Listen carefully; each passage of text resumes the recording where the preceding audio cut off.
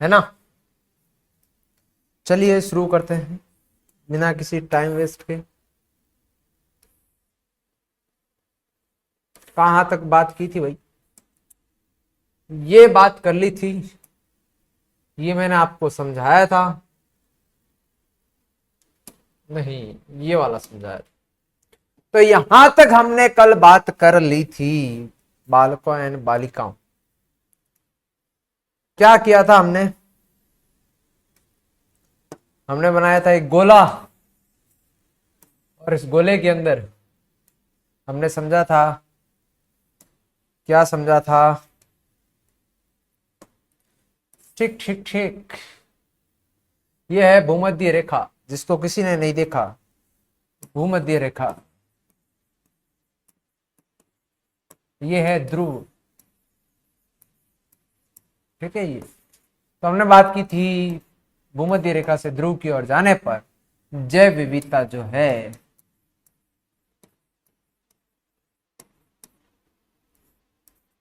क्या होती है?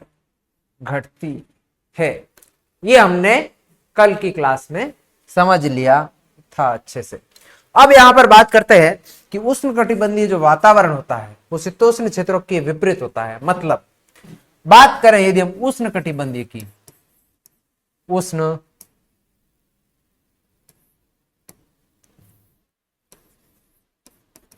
उष्ण कटिबंधीय,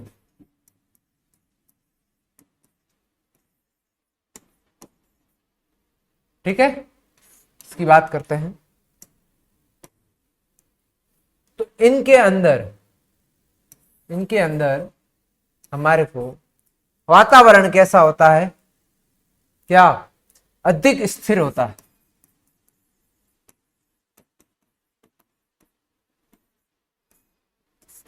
मतलब कम मौसम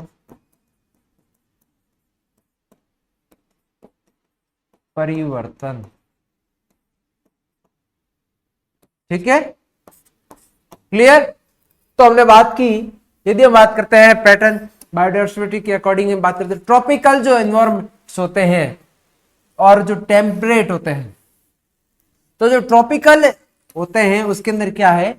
एक तो मौसम के अंदर चेंजेस नहीं होते हैं, इसका मतलब कांस्टेंट रहते हैं। मतलब वहां पर ऐसा नहीं है आज एकदम से भयंकर बारिश आ गई, कल एकदम तूफान आ रहा है, परसों एकदम भयंकर गर्मी पड़ रही है, चौथे दिन एकदम भयंकर सर्दी पड़ रही है, या ऐसा कुछ नहीं रोज डेली सर्दी पड़ रही है भयंकर, नहीं।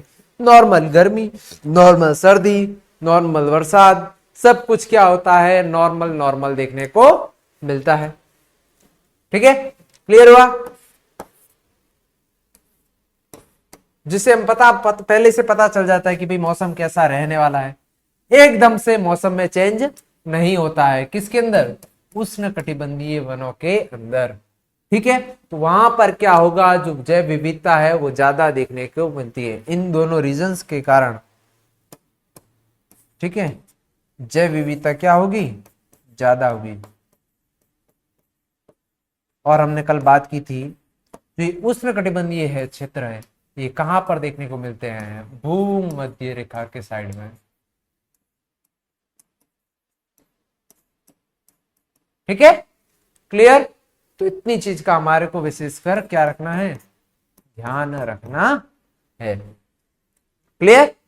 चलिए, अब उष्णकटिबंधीय क्षेत्रों में अधिक सौर ऊर्जा उपलब्ध होती है, लाइट ज्यादा मिलती है। कि हमने बात की जो उष्णकटिबंधीय क्षेत्र है, यहां पर हमने बोला तो यहां पर जो सूर्य की जो लाइट है प्रॉपर आती है पूरी, है ना। अब मैंने यहाँ सूर्य छोटा बनाया, अर्थ बड़ा बनाया, बट समझ लेना आप। तो यहां पर जो सूर्य की लाइट है ना प्रॉपर मिलती है पूरी। ठीक है, इस क्षेत्र में। इसके कारण क्या है? सूर्य की लाइट की भी कोई कमी नहीं है। ठीक है, तो उत्पादकता अधिक होगी। हमने बोला है कि लाइट प्रॉपर मिल रही है, सूर्य का प्रकाश प्रॉपर मिल रहा है, तो उससे क्या है? उत्पादनता भी क्या है? हमारे को प्रॉपर मिलेगी। ठीक है, तो उत्पादनता क्या होगी? ज्यादा देखने को मिलती है, अधिक देखने को मिलती है। उष्णकटिबंधीय के अंदर यदि बात करते हैं अमेजोनी वर्षा वन में पृथ्वी का सबसे अधिक जैव विविधता है। तो हम यदि बात करते हैं अमेजोन वन की, तो उसके अंदर सबसे ज्यादा हमारे को जैव विविधता देखने को मिलती है, मतलब सबसे ज्यादा जीव जानवर प्लांट वगैरह सब देखने को कहाँ मिलते हैं हमारे को, अमेजन के अंदर। अमेजन एक वर्षावन मतलब एक उष्ण कटिबंधीय वन होता है। ठीक है, इतनी चीज समझ में आ गई, क्लियर। चलिए यहां पर बात करते हैं आगे। मोर सोलर एनर्जी अवेलेबल होती है ट्रॉपिकल्स के अंदर। प्रोडक्टिविटी क्या होती है, ज्यादा मतलब हायर। और क्या क्या है, जो ट्रॉपिकल अमेजन रेन फॉरेस्ट होते हैं उसकी जो बायोडाइवर्सिटी है वो क्या है, अर्थ पर सबसे ज्यादा होती है, यानी कि बहुत ज्यादा देखने को मिलती है। क्या क्या बात की हमने, एक बार पानी पी लेते हैं उसके बाद में आगे बात करते हैं।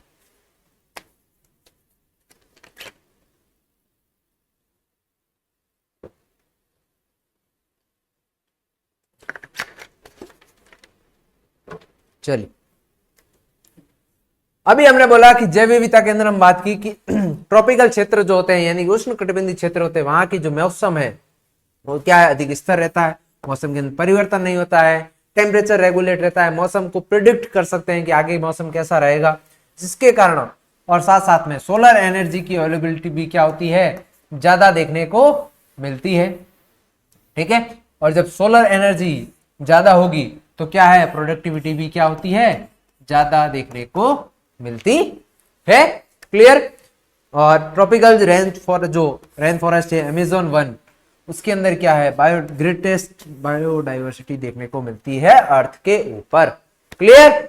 आई होप आपको इतना इतना आराम से इतना अच्छे से, बाकी टीचर्स भी समझाते हैं नो डाउट, मैं किसी के बारे में नहीं बोलूंगा, बट आई होप आपको समझ में आ गया होगा।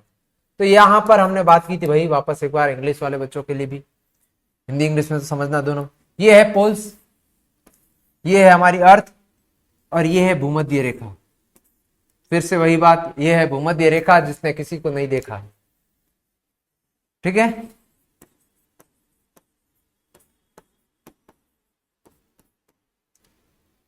वो मजाक है, सीरियस ना ले। अब इसके अंदर देखो, भूमध्य रेखा से जाते हैं हम पोल्स की ओर तो जैव विविधता घटती है। तो यहां पर देखो कि डिक्रीज होती है, कहां से, इक्वेटर से पोल्स की ओर जाने पर डिक्रीज, जो स्पीसीज डाइवर्सिटी है वो डेंसिटी है या डाइवर्सिटी बोल सकते हो, जो है वो क्या है, डिक्रीज होती है इक्वेटर से पोल्स की ओर जाने पर। तो यहां पर यदि हम देखें, मान लो ये है भूमध्य रेखा, आपको पता हो तो भारत को भूमध्य रेखा काटती है। तो यहां पर देखो ये भूमध्य रेखा है, यहां पर है देखो कोलंबिया पास में है और भारत भी पास में है, ये भूमध्य रेखा है ना।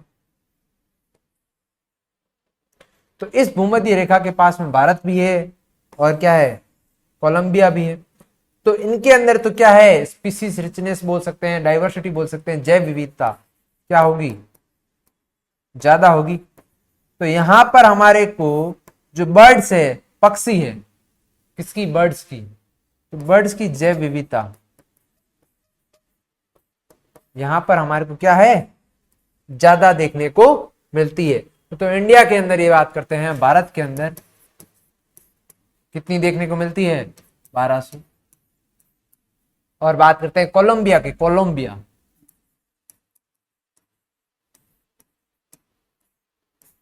तो कोलंबिया के अंदर हमारे को देखने को मिलती है 1400, 1400। और ऊपर जाएंगे तो हम हमारे को देखने को मिला कि न्यूयॉर्क, न्यूयॉर्क न्यूयॉर्क के अंदर कितनी, 105। और यदि हम बात करते हैं ग्रीनलैंड की, ठीक है, तो ग्रीनलैंड के अंदर कितनी है, 56, ठीक है, क्लियर। तो ये जैसे ग्रीनलैंड अब कहां पर है, पोल्स की साइड में है, ये भूमध्य रेखा है, ये दोनों पोल्स है, ध्रुव है, साइड है। तो यहां से यहां जाने पर क्या जैव विविधता घटी कि नहीं घटी, जैव विविधता डिक्रीज होती है। तो बर्ड्स की भी जैव विविधता क्या है, डिक्रीज हो रही है। भारत क्या है, भारत और कोलंबिया भूमध्य रेखा के पास में थे, ये क्या है, पोल्स के पास में है, इसलिए इनकी कम है, इनकी ज्यादा देखने को मिलती है। क्लियर हुआ इतना चीज? चलिए आगे समझते हैं। अब यहां पर देखो एक लाइन आई थी कि भाई जो अमेज़न रेन फॉरेस्ट होते हैं उसके अंदर क्या है, जो हमारी अर्थ है इसकी सबसे ज्यादा हमारे को जैव विविधता देखने को मिलती है, जैव विविधता। और मैंने एक बात और बोली, जो अमेज़न वर्षावन है इनको क्या कहा जाता है, उष्ण कटिबंधीय वर्षावन भी कहा जाता। ठीक है, और हमने बोला कि उष्ण कटिबंधीय के अंदर तो वैसे भी क्या होती है, जैव विविधता ज्यादा होती है, तो इसका मतलब, और अमेज़न की साइज इतनी बड़ी है, इतना बड़ा घना जंगल है जिसके अंदर तो जैव विविधता तो ऑटोमेटिकली क्या होनी है, ज्यादा ही है। तो कुछ डाटा दिए हुए हैं, डाटा को देख लेना है एक बार हमें कि भाई क्या है। तो हमारे को यहां पर देखने को मिलती है ग्रेटेस्ट बायोडाइवर्सिटी ऑन अर्थ। पूछे आपको तो कहां पर देखने को मिलती है, तो वो देखने को मिलती है हमारे को कहां पर, अमेज़न रेन फॉरेस्ट के अंदर। यहां पर सबसे ज्यादा क्या है, 40,000 स्पीसीज ऑफ प्लांट्स उस एक एरिया जो है अमेज़न वाला, वहां पर हमारे को देखने को मिलती है 40,000 स्पीसीज किसकी, पादपों की देखने को मिलती है। ये सारा डाटा एनसीईआरटी का है, तो बस आपको एक बार देख लेना है। ठीक है, नेक्स्ट बात करते हैं यदि फिश की, मछलियों की, तो उसकी 3,000 स्पीसीज देखने को मिलती है हमारे को। उसके बाद में हम बात करते हैं बर्ड्स की, तो बर्ड्स 1300 यहां पर देखो बर्ड्स की जो है, पक्षियों की देखने को मिलती। और हमने जब बात की थी इससे जस्ट पहले किसकी, इंडिया की, तो इंडिया में थी 1200। और हमने किसकी बात की थी, एक और बात की थी, किसकी याद करो, साथ में बात की थी कोलंबिया की, तो वहां पर देखी थी हमने 1400। तो ये सब कहां पर पास में है, भूमध्य रेखा के पास में है, इसलिए देखने को मिलती है। उसके बाद में एक मिनट,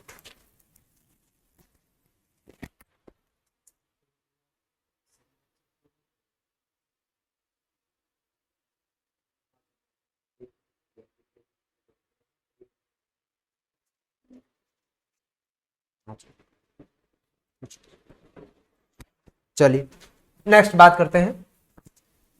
अभी हम बात करते हैं, यहां पर देखो ये याद करना आसान हो जाएगा आप दोनों की, 427 इसकी भी है, किसकी, मेमल्स की और एम्फीबियन। तो आपको ट्रिक याद रख सकते हो यहां पर मां। ठीक है, तो यहां पर है 427 किसकी, मेमल्स और एम्फीबियंस, इन दोनों की आपको 427 स्पीसीज देखने को मिलती है। एक कोचिंग के टेस्ट वगैरह में आपको काफी क्वेश्चंस पर ये देखने को मिल जाता है, स्टेटमेंट वाइज क्वेश्चन देखने को मिल जाता है। फिर आता है रेप्टाइल्स। अब यहाँ पर ऑर्डर भी देखने को मिल जाता है कि अमेज़न रेन फॉरेस्ट के अंदर आपको पूछ लिया जाए कि एक ऑर्डर बताइए कि किस प्रकार से आपको देखने को मिलती है, तो सबसे पहले एम्फीबियंस की और जो मैमल्स इन दोनों की बराबर रहती है। रेप्टाइल्स मतलब सरीसृप जो होते हैं, ठीक है, तो उनकी होती है 378, 378। ठीक है, उसके बाद में यदि इनवर्टिब्रेट्स की बात करते हैं तो उसकी होती है 1,00,000 लगभग 25,000 के आसपास में इनवर्टिब्रेट्स होते हैं। और जो अनडिस्कवर्ड इंसेक्ट स्पीसीज बात करते हैं, और हमने बात की थी पहले ही, कल बात की थी कि यदि टोटल 10 जंतु है तो उसमें से 7 होंगे, वो क्या होंगे, कीट होंगे या फिर इंसेक्ट होंगे। तो इंसेक्ट तो सबसे ज्यादा होता है जंतुओं में, तो उसी के अकॉर्डिंग बात करते हैं तो यहां पर लगभग एटलीस्ट 2 मिलियन के आसपास में क्या होते हैं, इंसेक्ट होते हैं, कीट देखने को मिलते हैं। और इनकी सबकी डिस्कवर्ड भी नहीं हुआ है। अमेज़न जंगल में कभी घूमने जाइए आप, वॉक पर, सुबह सुबह वॉक पर जा सकते हैं आप, ठीक है, तो वहां पर आपको देखने को मिलेंगे बहुत सारे कीड़े मकोड़े जिनको आप जानते भी नहीं होंगे, उनका नाम भी नहीं पता होगा कि नाम उनका पप्पू जप्पू क्या है। ठीक है, तो ये सारा डाटा आपको एनसीईआरटी का दे रखा है, तो एक बार इसको भी रीड करना है, आराम से समझना है। ठीक है, और अच्छे से इसको ध्यान में रखना है। और ये साथ साथ में ये भारत में है बर्ड्स की, और ये कोलंबिया में है।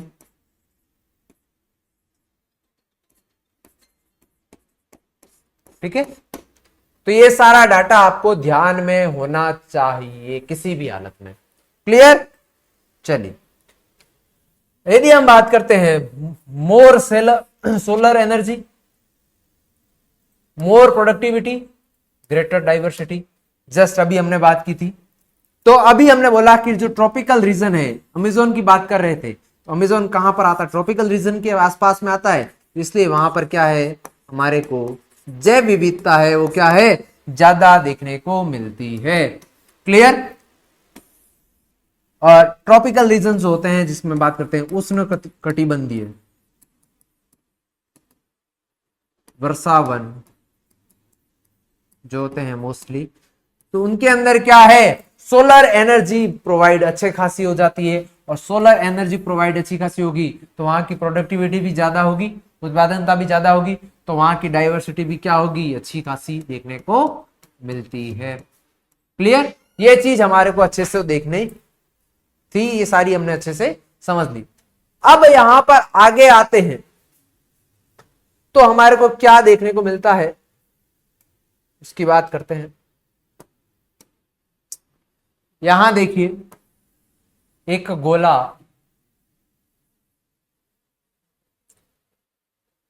एक और गोला, एक और गोला,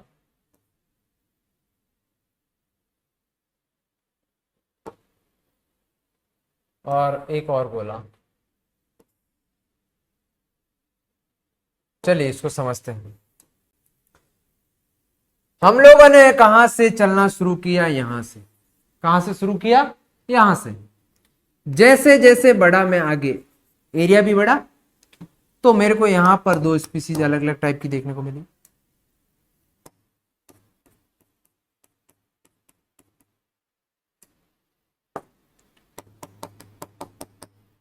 और यहां पर डिफरेंट टाइप की देखने को मिली। सेम वाली को काउंट नहीं करेंगे ना।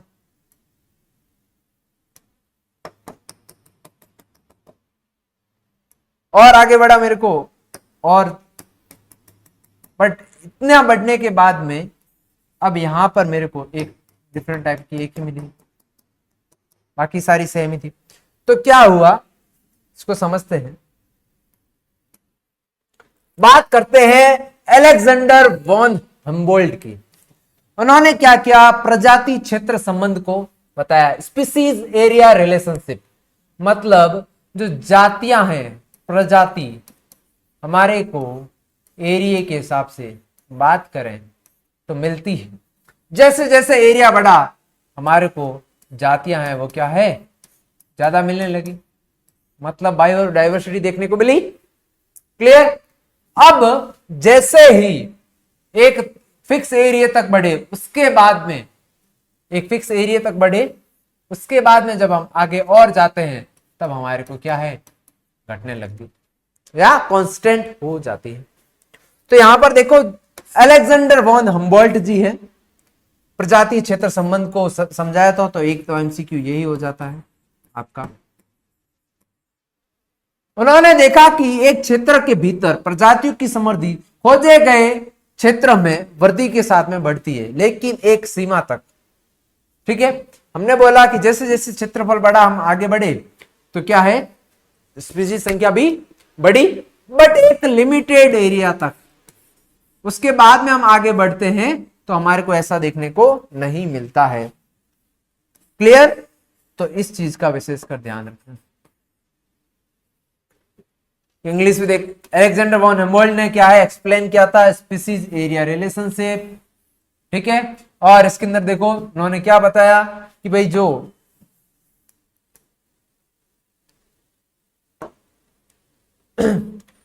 स्पीसीज रिचनेस है वो इंक्रीज होती है क्या करने पर, एरिया बढ़ाने पर, बट एक लिमिटेड एरिया तक ही ऐसा देखने को मिलता है। क्लियर? इतनी चीज समझ में आ गई। Relationship graph is rectangular hyperbola. तो यहां पर आपको पूछ सकते हैं कि कैसा ग्राफ देखने को मिलता है, तो हमारा आंसर हो जाएगा रेक्टेंगुलर हाइपरबोला, मतलब आयताकार होता आयताकार अति परवलय मतलब हाइपरबोला होता है।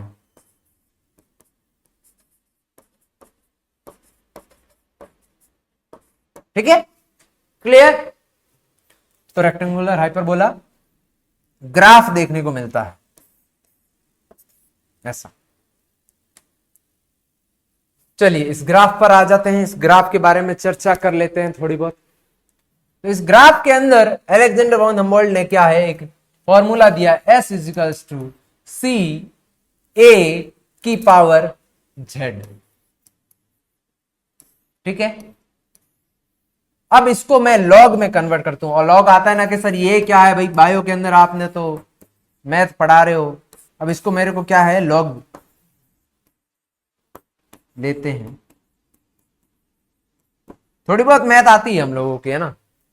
तो उसमें क्या है, लॉग लगाया इसके आगे, नॉर्मल लॉग लगा दिया, सी तो लॉग सी। यहां मल्टीप्लाई में तो ये ऐड में होगा, ये पावर है तो पावर आगे आ जाएगी, लॉग ए। क्लियर, इतनी चीज समझ में आई। तो ये इस प्रकार से लॉग ले रखा है, इस लॉग को हमने समझ लिया। अब इसमें देखो यहां पर कि एस क्या है, ये तो ये क्या है, स्पीसीज रिचनेस। क्या है, स्पीसीज रिचनेस की बात कर रहे हैं यहां पर हम क्षेत्र के हिसाब से, तो वही है स्पीसीज रिचनेस देखने को मिलती है। एस हो गया, फॉर्मूले पे सबसे पहले वही आ रहा है। जेड क्या है, जेड इसकी स्लोप है। क्या है, स्लोप ऑफ द लाइन। यदि हम आपको पता है, हम क्या करते हैं इसको y equals to m x plus c से करते हैं। तो ये जो m है वो क्या है, यही तो है, इसका मतलब स्लोप को दर्शाता है। यहां पर देखो c जो क्या है, ये y इंटरसेक्ट होता है। ठीक है, log s log z तो सीधा ही हो गया, और log c से भी ऐसे बता सकते हैं। ये हो गया हमारा फॉर्मूला। ग्राफ पहले ये नॉर्मल ग्राफ ये वाला आता है, फिर लॉग में जब हम कन्वर्ट करते हैं इसको, पहले हमारे को ये ग्राफ देखने को मिलता है ना। और इसका फॉर्मूला आपको दे रहा है S इक्वल्स टू सी ए की पावर Z, एनसीईआरटी में दे रखा है। फिर हम क्या करते हैं, इसको लॉग में कन्वर्ट करते हैं। जब हम इसको लॉग में कन्वर्ट करते हैं ऐसे, तब लॉग का कन्वर्ट करने के बाद में क्या आ जाता है, इसमें लॉग S इक्वल्स टू इसी को कन्वर्ट किया है ना, तो log C plus Z log ए।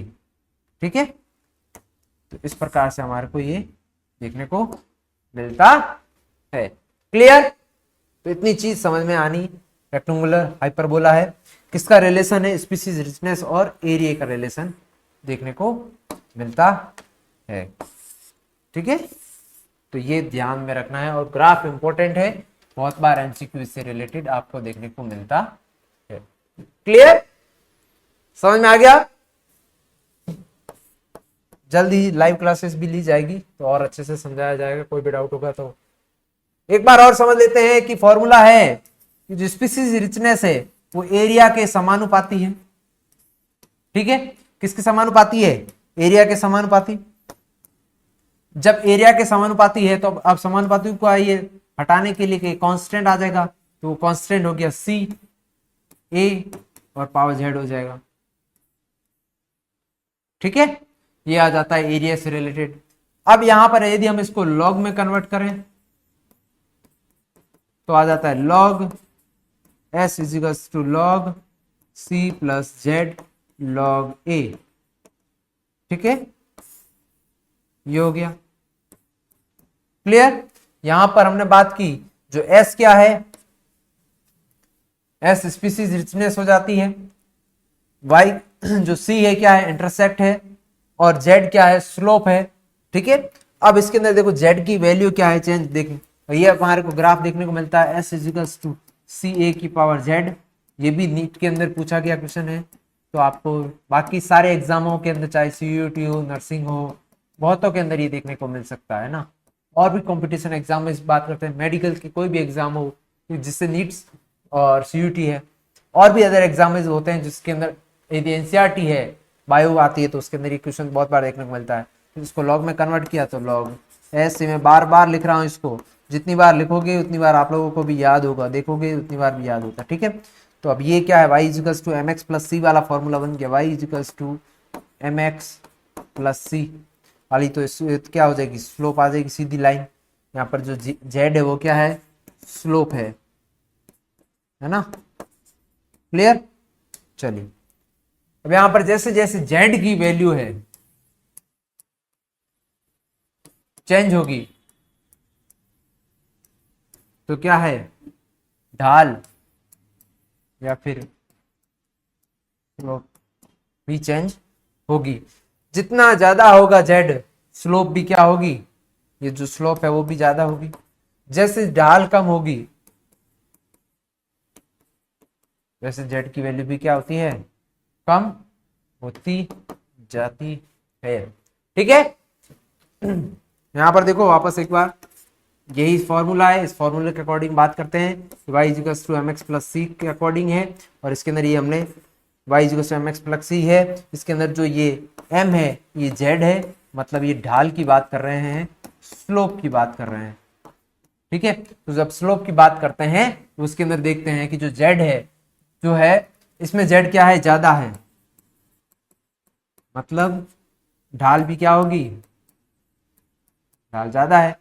धीरे धीरे ढाल थोड़ी क्या है, कम हो रही है यहाँ पर, और यहाँ पर भी ढाल क्या हो रही है, बहुत ज्यादा कम हो गई है, मतलब z की वैल्यू भी कम हो जाती है, ठीक है, क्लियर। इतना चीज समझ में आ गया, इतना चीज यदि आपको समझ में आ गया है तो बस मजा आ जाएगा। चलिए इसको पढ़िए, तब तक पानी पी लेते हैं।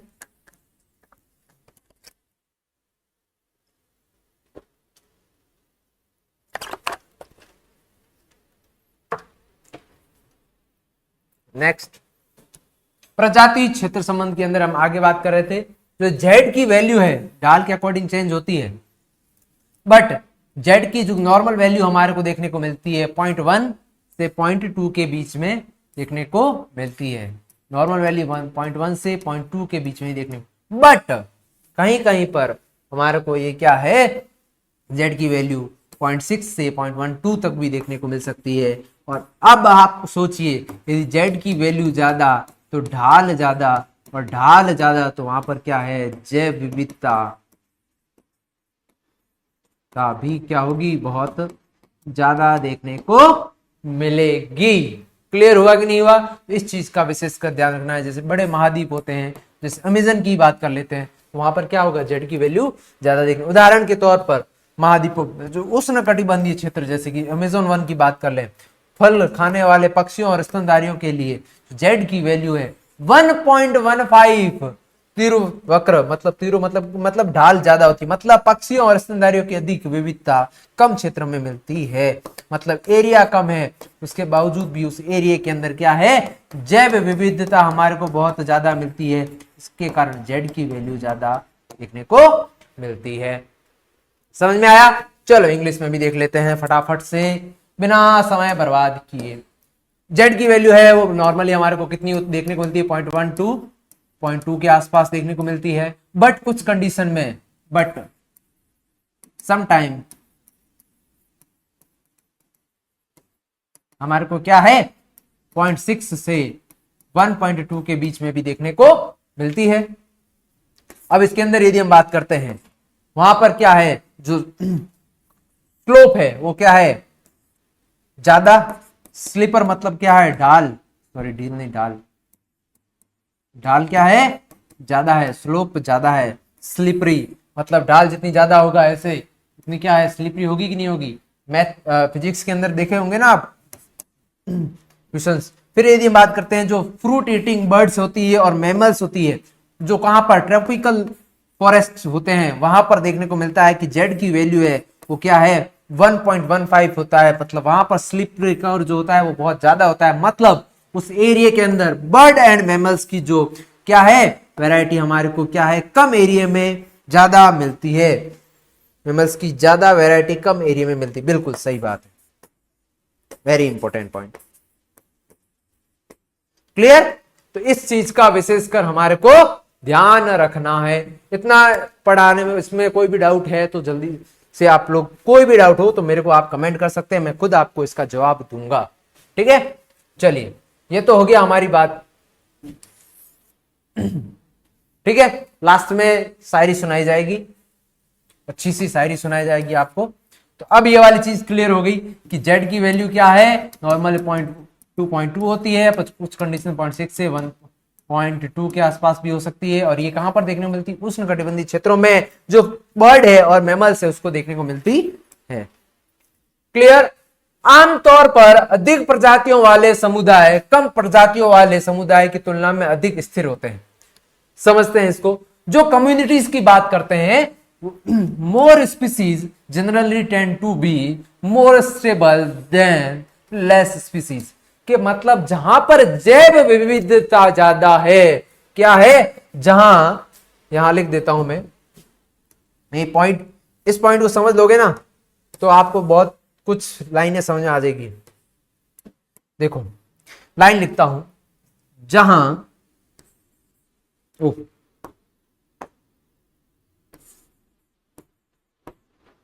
जहां पर क्या है, खुद के हाथ से लिखा हुआ ज्यादा बेटर रहता है। किसी समुदाय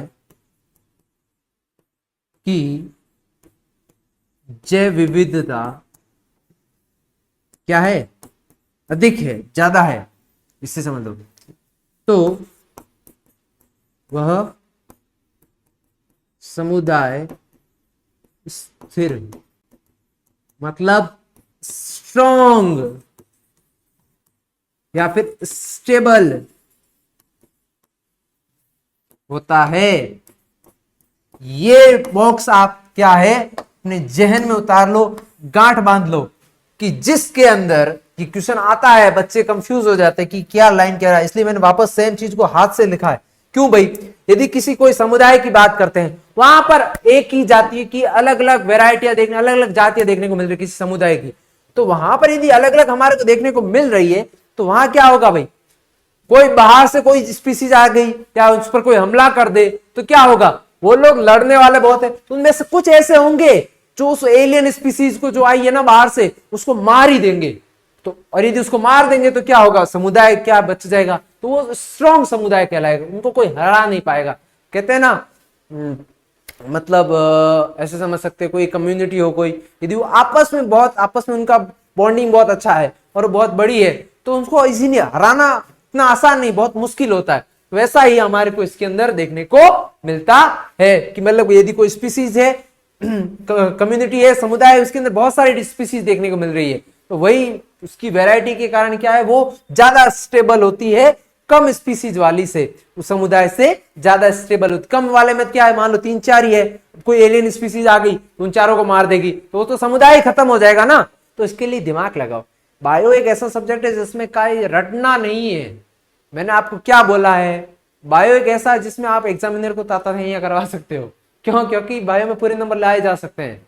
ठीक है, तो बायो में तो भाई टाइम कम दो पर अच्छे से पढ़ो, जितना अच्छे से पढ़ सकते हो उतना अच्छे से पढ़ो, बहुत अच्छे मार्क्स आएंगे। तो अब इसके अंदर देखते हैं जो साल दर साल उत्पादकता में बहुत अधिक, बट इसके अंदर क्या है भाई, हाँ प्रोडक्शन के अंदर भाई कोई कैसा भी मौसम चेंज हो जाए, कितनी भी बारिश आ जाए, कितना, बट उसके अंदर ज्यादा इफेक्ट नहीं हो क्योंकि स्टेबल है, और ज्यादा स्टेबल है तो उसमें तूफान आ जाए, कुछ भी हो जाए तो उसकी ज्यादा प्रोडक्शन के ऊपर इफेक्ट नहीं पड़ेगा। तो क्या है, उसकी साल दर साल ज्यादा जो प्रोडक्शन है उस पर भिन्नता नहीं दिखाई देगी, भले कोई मौसम चेंज कुछ भी हो जाए, बट वो स्टेबल कंडीशन में है, तो जब उसका प्रोडक्शन है वो लगभग आसपास में रहेगा, ज्यादा चेंज देखने को नहीं मिलता है, कम नहीं होता है। ठीक है, तो कभी कभार होने वाली गड़बड़ियों के प्रति अब देखो ना भाई, तो मान लो यदि कोई भी प्रॉब्लम आएगी, एकदम से प्रॉब्लम आ जाए, मान लो आप ही देखो कोरोना आया, यदि हमारी सब लोग मिल के नहीं रहते तो हमारी जो मानव कम्युनिटी है ना वो खत्म हो जाती। ठीक है, बट लोगों ने बहुत कोशिश की, वैक्सीन बनाई, एक दूसरे की हेल्प की, बचाया बीमारियों में, सबका सपोर्ट किया, तो उसके कारण क्या हुआ, आज लोग, हाँ बहुतों को खोया, वो बहुत बुरी बात थी, बट लोगों ने बहुतों का सपोर्ट भी किया है। तो वो जो सपोर्ट है ना वही हमारे को इसमें देखने को मिलता है। यदि समुदाय है उसके अंदर क्या है, अधिक प्रजातियां देखने को मिलती है, तो उसके अंदर क्या है, लोग एक प्रजाति दूसरी प्रजाति का सपोर्ट करेगी, उसके अंदर क्या है, स्थिरता ज्यादा रहेगी, स्थिर ज्यादा देखने को मिलेंगे। और जब स्थिरता ज्यादा होगी उस कंडीशन के अंदर हम क्या बोलेंगे कि भाई ये जो कंडीशन है स्थिरता ज्यादा है, उससे क्या हुआ, उसके कारण भाई कोई भी प्रॉब्लम हुई, कोई भी गड़बड़ी हुई तो उसके प्रति प्रतिरोधकता देखने को मिलती है, प्रोडक्शन के अंदर कोई चेंजेस नहीं आता है। तो अब देखो विदेशी जातियों के आक्रमण के प्रति प्रतिरोधकता, अब मान लो मैंने बोला कि कोई भी एनिमल स्पीसीज आ गई, बाहर से कोई अनजान स्पीसीज लेकर आ गए, लाके उनके बीच में छोड़ दी। अब लाके उनके बीच में छोड़ दी अनजान स्पीसीज, तो क्या होगा, उसमें कुछ नहीं होगा, कोई एक ऐसी स्पीसीज उनके अंदर होगी पहले से प्रेजेंट, क्योंकि उसके अंदर बहुत सारी स्पीसीज, वो उस एलियन स्पीसीज से लड़ लेगी और बाकियों को बचा लेगी। तो और यदि कम स्पीसीज होगी तो वो सारी मर जाएगी, उस एलियन स्पीसीज उनको मार देगा। तो इसके कारण विदेशी प्रजातियों के आक्रमण के प्रति भी क्या होते हैं, प्रतिरोधी होते हैं। इंग्लिश में भी देख ही लेते हैं भाई, do not so much variation in productivity, मतलब प्रोडक्टिविटी में तो ज्यादा चेंजेस नहीं देखने को मिलते हैं, ठीक है, ईयर टू ईयर। रेजिस्टेंस होता है इनके अंदर, ठीक है, कैसे भी कोई भी प्रॉब्लम आ जाए उसके लिए रेजिस्टेंस होता है इनके पास में। और साथ साथ में इनके पास में एलियन स्पीसीज के प्रति भी रेजिस्टेंस होता है, ठीक है, एलियन स्पीसीज जो कोई भी बाहर से लेकर आए उसके प्रति भी रेजिस्टेंस देखने को मिलता है। क्लियर हुआ कि नहीं हुआ? आई होप आपको ये सारी चीजें समझ में आ गई। तो जो जैव विविधता है उसका महत्व क्या है, उसको हम लोग यदि हम समझे ना तो हमारे को पता चल गया कि भाई जैव विविधता क्या जरूरी है। यदि हमारे को कोई भी कम्युनिटी को ना बचाए रखना है ना, मान लो बहुत सी बड़ी कम्युनिटी है उसको बचाए रखना है, तो उसके अंदर क्या है, जितनी ज्यादा जैव विविधता होगी, स्पीसीज क्या, तो उसके मतलब जातियां है वो ज्यादा होगी। यदि जातियां क्या है, ज्यादा है, तो हर चीज के लिए प्रतिरोधी हो जाएगी। वो कैसा भी इन्वायरमेंट है उसमें एक दूसरे की हेल्प करके, हम ऐसे एक एग्जाम्पल के तौर पर ये बता रहा हूँ, यदि सबके बीच में क्या है बॉन्डिंग अच्छी, तो वो एक दूसरे को बचा ही लेंगे, तो उससे कारण ठीक है पूरा कंप्लीट नष्ट नहीं होंगे। और यदि कोई एलियन स्पीसीज लेकर आ जाए तो उससे भी क्या है, इस पर ये लड़ ही लेंगे, ठीक है, इफेक्ट इन पर नहीं आता है, ठीक है। तो ये कम्युनिटीज की यदि हम बात करते हैं, more species diversity more stable community, यदि हम बात करते हैं जातियां अधिक है,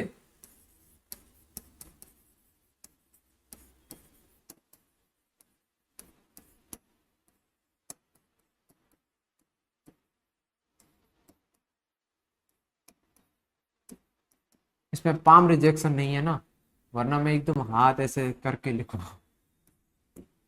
ठीक है। ये तो होगी मोर स्पीसीज डाइवर्सिटी, किसमें अधिक जातियां हो यदि समुदाय में, तो क्या है, मोर स्टेबल कम्युनिटी होगी। तो वो समुदाय क्या होगा, तो ये समुदाय भी हमारे को क्या है देखने को मिलेगा। यहां पर वापस सही से लिख देता हूं कि स्पीसीज यदि ज्यादा है, अधिक जातियां, क्योंकि ये नोट्स आपको मिल जाएंगे, आप लोग कमेंट करना, नहीं मिले कोई भी दिक्कत हो तो कमेंट कर देना, आपको नोट्स मिल जाएंगे, ठीक है। अधिक जातियां हैं तो जो समुदाय है क्या होगा, स्थिर होगा, स्टेबल होगा, है ना। और यदि स्पीसीज डाइवर्सिटी कम है, क्या है, कम जातियां हैं या कम जैव विविधता है, तो उसके अंदर क्या, वो कम्युनिटी क्या होगी, अस्थायी होगी। कोई भी लल्लू पंगू आएगा, जप्पू पप्पू आएगा और इनको क्या है, नष्ट कर सकता है। ये आपको डायग्राम के अंदर डिफरेंट डिफरेंट स्पीसीज देखने को मिल रही है, ठीक है, क्लियर। अब इसके अंदर देखो यदि हम बात करते हैं, डेविड टिलमैन ने बाहरी भूखंडों का उपयोग करके दीर्घकालिक पारिस्थितिक तंत्र प्रयोग किए, जिससे पता चला कि अधिक जातियों वाले भूखंडों में बहुत कुल बायोमास में साल दर साल। तो ये जो अभी हमने लाइन बात की ना, वो सारी सारी किसने दी थी, वो दी थी डेविड टिलमैन ने। किसने दी थी, डेविड टिलमैन, टिलमैन जी ने, है ना, रेस्पेक्ट देनी पड़ेगी, ठीक है।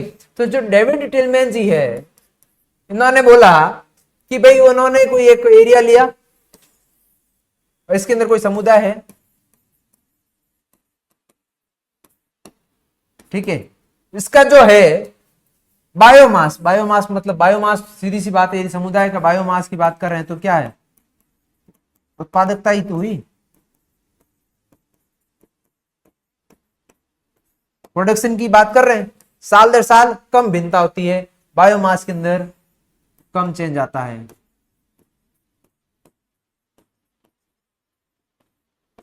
मैं डायग्राम इतने ये नॉर्मल भाषा में लिख दूं ना, ऐसे आपको कोई एक एरिया है, वैसे एरिया में कोई एक समुदाय है ना, क्लियर। और समुदाय में क्या है, जातियां क्या है, ज्यादा है, क्लियर। तो इस चीज को आपको ध्यान रखना है।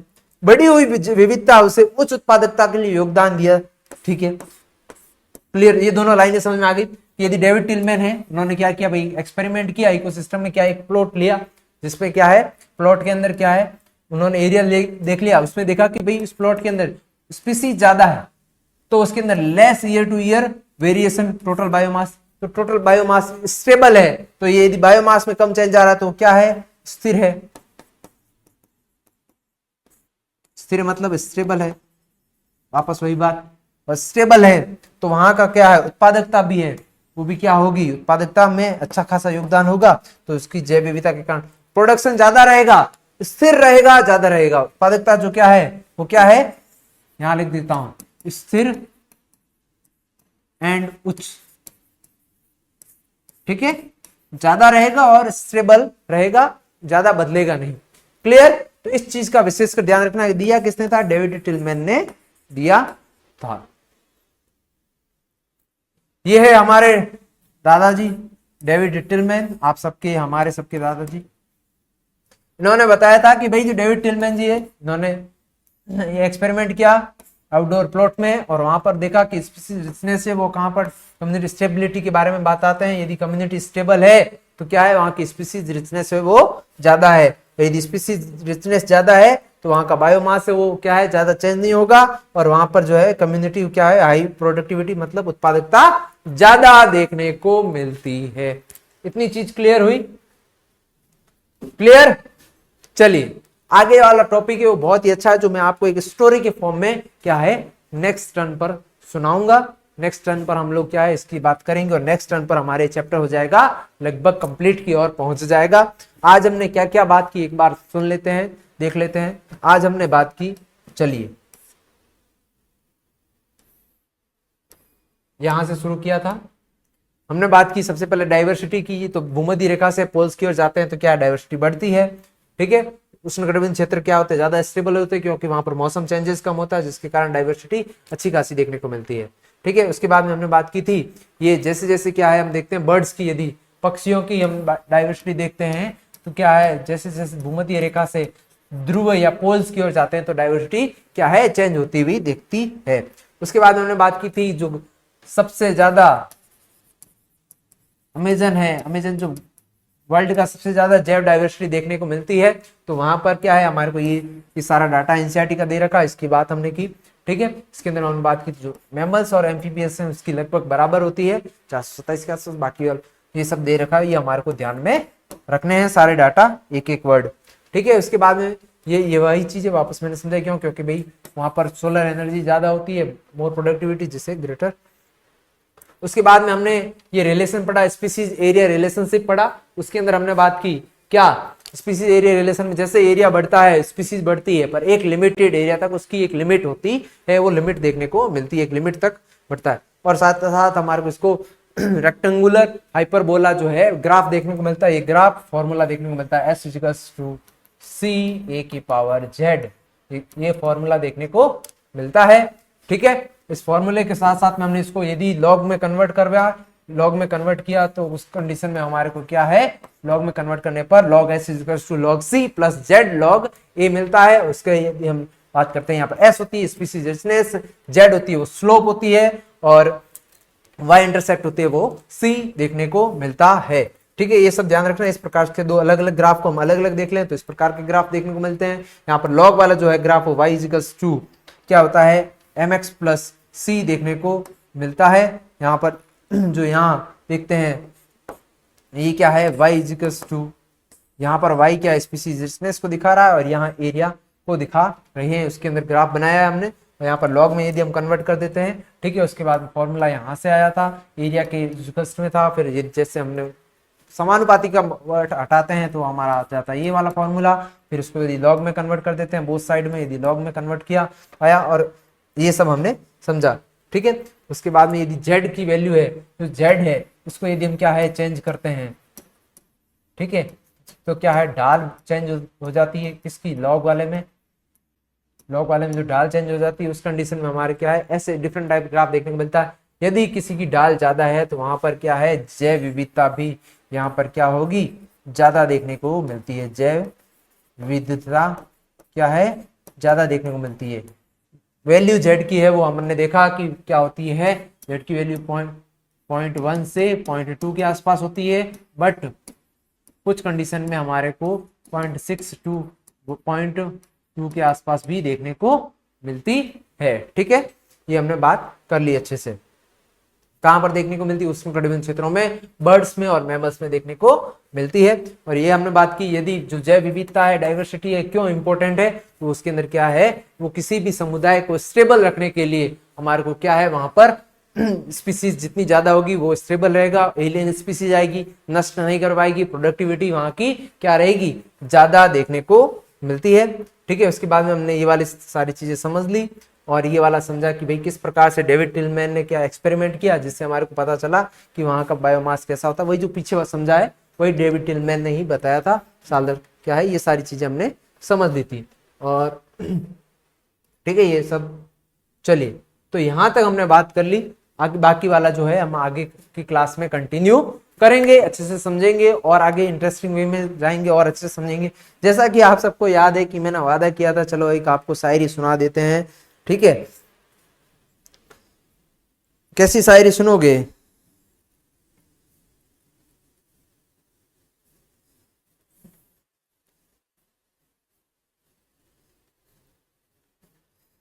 चलो आज पढ़ने वाली तो रोज सुनाएंगे ही, आज प्यार वाली शायरी सुना देते हैं।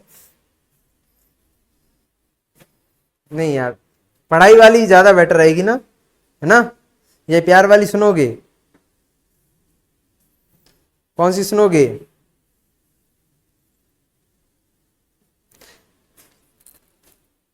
बताओ। अरे यार तुम तो बता भी नहीं सकते हो। चलिए सुना देते हैं।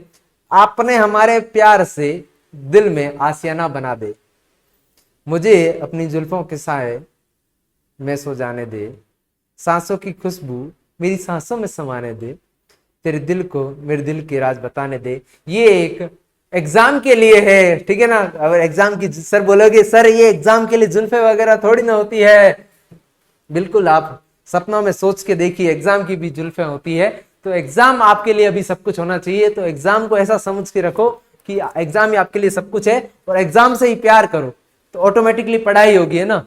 तो अभी उसी पर फोकस करो। और अभी मैं कोई भी यदि लव वाली शायरी, रोमांटिक शायरी भी सुनाता हूं, इसका मतलब यही है कि वो आपके एग्जाम के लिए है, तो आपको भटकना नहीं है और अपने पढ़ाई पर फोकस करना है। आगे शायरी सुनाते रहेंगे, आज तो थोड़ा मन नहीं था फिर भी मैंने चलो सुना देते हैं बच्चों को। चलिए, ऑल द वेरी बेस्ट, पढ़ते रहिए, मस्त रहिए, प्रैक्टिस करिए, एनसीईआरटी पर फोकस करिए और अच्छे से पढ़िए। Thank you.